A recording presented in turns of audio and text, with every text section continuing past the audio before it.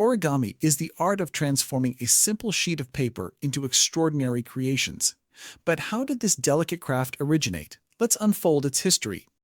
Origami began over 1,000 years ago in ancient China, where paper was invented around 105 CE. Initially, folding was a ceremonial practice, not an art form.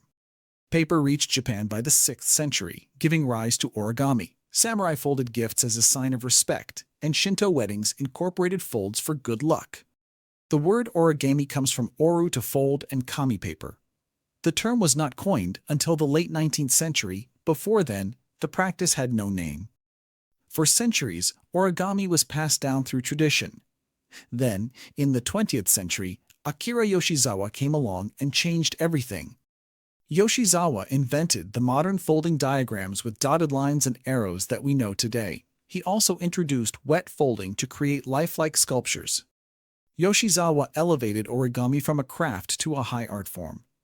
His influence spread worldwide, inspiring generations of origami artists. Today, origami is all about innovation.